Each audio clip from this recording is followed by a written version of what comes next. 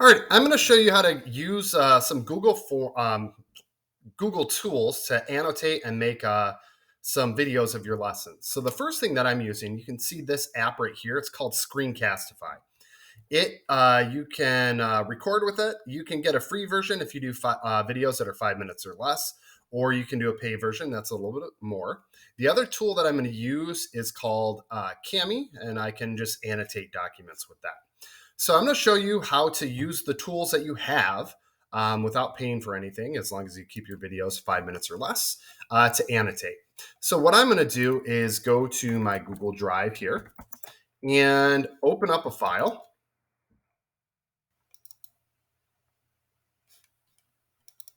And I'm going to do an Algebra 2 lesson on completing the square. If that's not your jam, it's fine. I'll just show you how to solve one problem with that. So I'm doing Algebra 2b, and here's the quadratic functions and relations. And here is my lesson on completing the square and my student pages. Now, one thing that I want you to notice is using this Google Doc tool, I can't annotate it all. So I can type into there, but I can't annotate. So one cool thing is a Jamboard, you can annotate.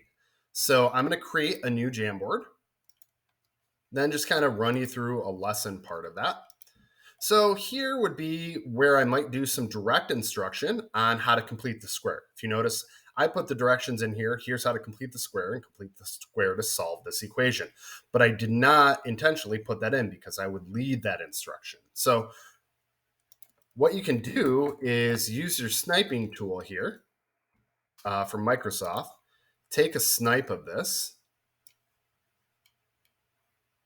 and then copy that into a Jamboard, and you can annotate with a Jamboard. So you could use Screencastify to videotape with this and then annotate with it. Now I'm going to show you a few things. Number one, you'd click on this pen tool, and now I'm going to show you how to complete the square to solve this equation.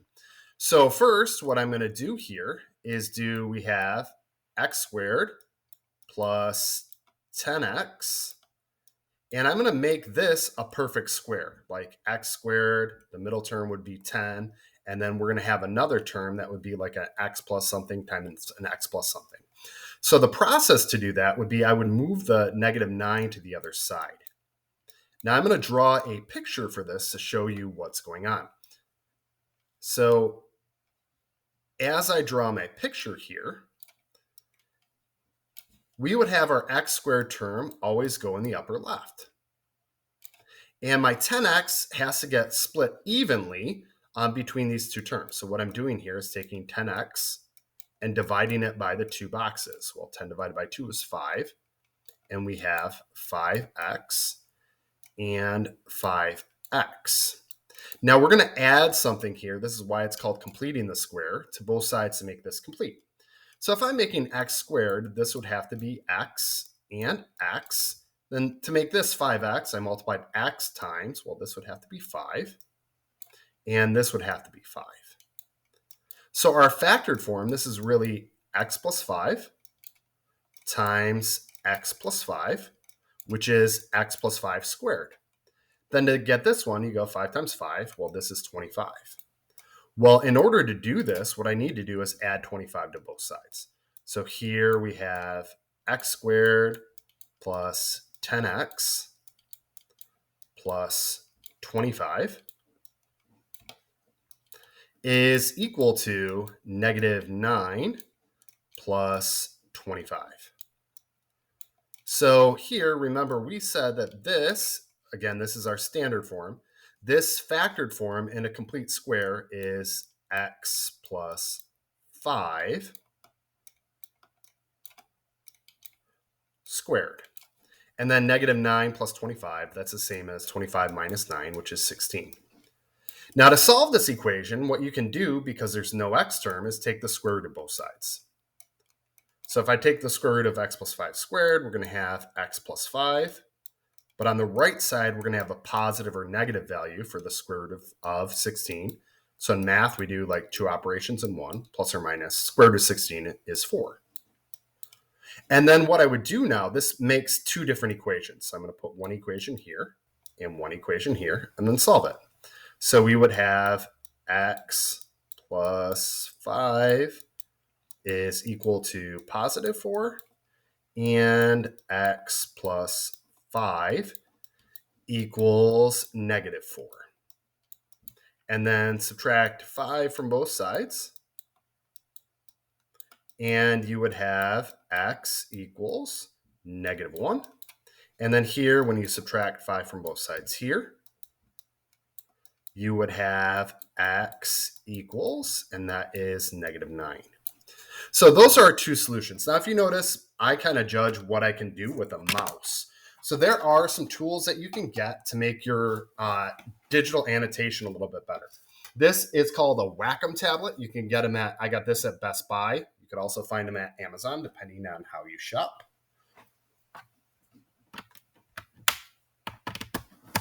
But what happens here is now if I take my mouse out, I can do the same thing that I was doing, but with a pencil. So if you notice here, now I'm controlling that, but I can write with a pencil. And the Wacom tools took over. Now what I'm going to do is show you how you can use Kami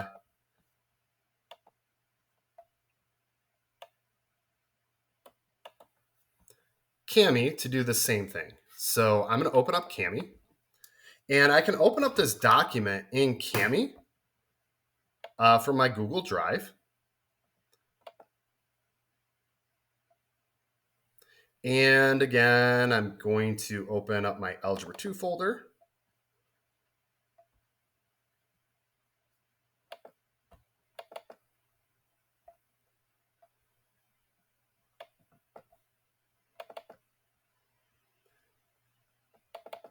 And that lesson was from Algebra 2B, from my quadratics. And here is going to be the same thing with completing the square. And here I can open up all of the student pages and annotate with them. So I'm going to open up this notes.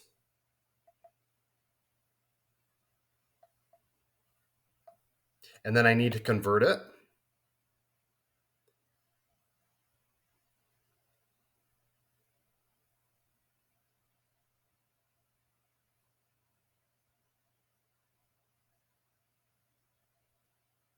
So this will just take a little bit, and then it'll pop up here in a second. Now, what I do is I annotate right on this.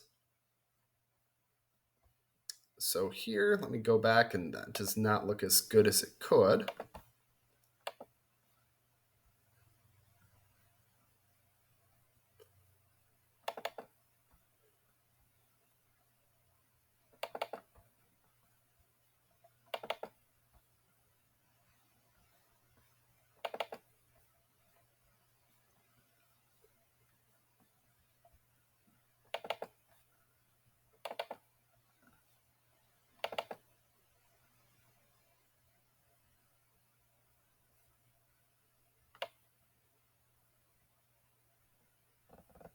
So if you notice, I have some of these just popping up a little bit differently. Now, what I can do is I did that first problem together, but I might want to model another one. So I can make this and zoom this in to make it a little bit bigger. But now if you notice over here, I can annotate and use different colors. So if you notice, I have my drawing part, shapes. So some people use black or blue to annotate with that. So I'm going to go over here. And pardon me if I choose the wrong color because I'm colorblind. So I'm going to try to use blue there to pick my tool.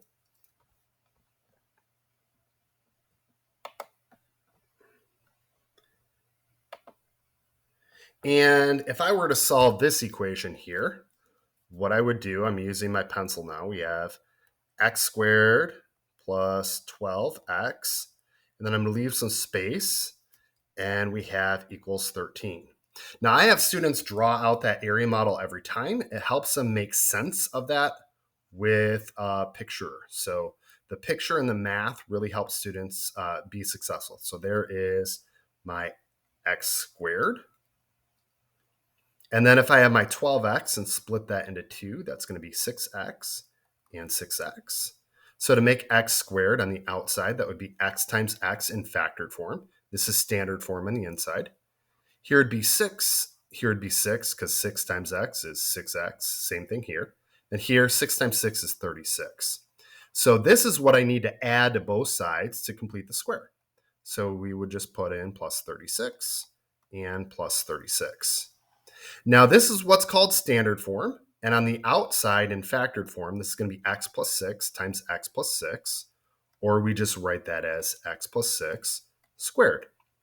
And then as I add that, 13 plus 36, we have 49.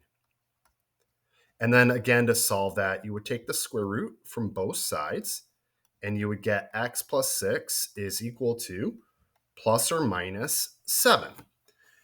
And then from there, again, we do our two equations. X plus 6 equals positive 7, and x plus 6 is equal to negative 7. Subtracting 6 from both sides, you have x equals 1. And over here, you would have x equals negative 7. Minus 6 is negative 13. Now, if you notice, this is very helpful if you want to do direct instruction, or if you want to create videos and have kids work through them asynchronously, or if you have a sub planned and you want to plan a lesson beforehand. Kids, I've done this with advanced kids in Algebra 2. I've also done these digital methods in summer school. And kids take very well to the modeling right in front of them with the screen. So I would encourage you to try to use these. If you notice, I was able to get through the example much faster with this Wacom tablet. This is a real cool thing that I like a lot. And you can also use that in the classroom to use less paper. So in the past, I would print out a paper and then do an example, 5 times in a day. So I would be using 5 pieces of paper, whereas this, I can use Cami and my Wacom tablet and not use any paper, and the students can see where to write those in their notes. So if you have any questions, reach out to me and I can show you some more cool digital tools for annotating.